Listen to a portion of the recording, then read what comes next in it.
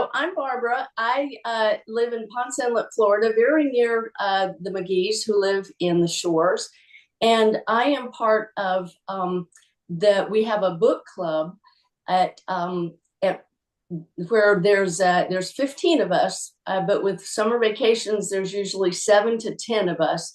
I proofed the book originally because I taught legal writing and research at FSU College of Law. So I I proofed it like I was correcting a paper, and I really had not read it like I did when we went chapter by chapter and used the study notes.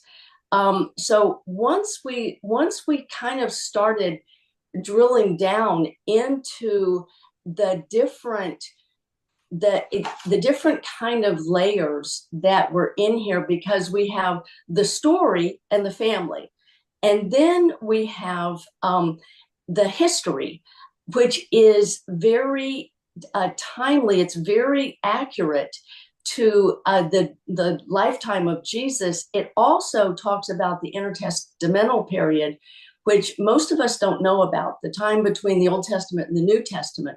So I did a lot of extracurricular reading and research on a lot of the issues, because as we would go through, these are actual places.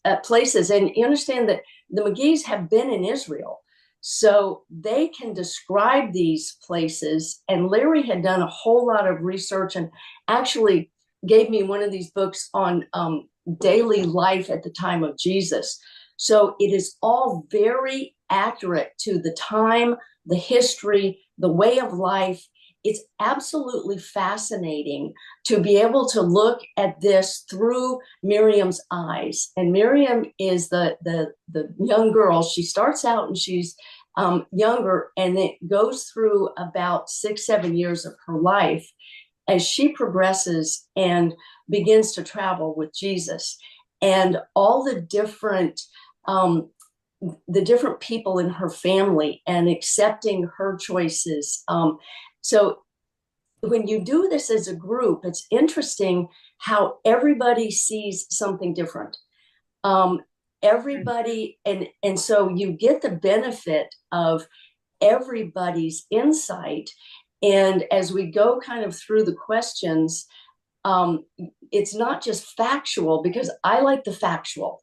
I love the history and the maps in the back. That Larry actually drew these maps, so they're very specific to places, and these events really happened in these places that are in the book and that are described. So although it's a fictional family, it is historically very correct.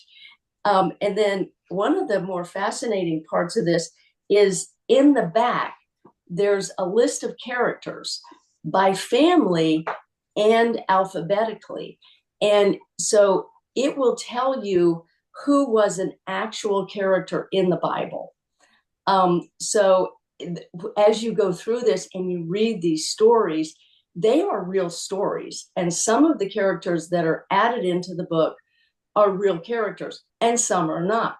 So it is really fascinating. And the way the story interweaves all the time, because you have one character that's starting to develop within the family, and then later on you see how that has developed in the whole. And it takes us through a period of time that is very significant historically, and to have the amount of detail that is in here, it was just a wonderful experience. I loved it the first time. I loved it more when we got to dissect it in the group and really kind of go deeper. And one of our ladies is like a behavior sociologist. So she has this insight into all the emotions that people are going through. And then I'm over here with the nuts and bolts of the location and the history and what was going on during that period. And then over here we have so it is fascinating to do it with a group of people and see what each person is taking from the book. And in the meantime, you're learning so much about the history, the Jewish culture. And I would not rule out a Jewish community reading this book because it is so focused on Jewish culture.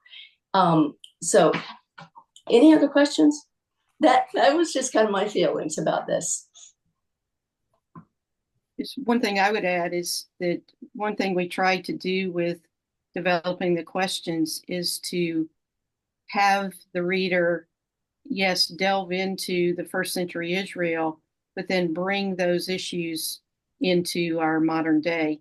And so Mm-hmm. a lot of the questions are very personally applicable, and how one thinks about things today in relation to how the characters are thinking about them in that time.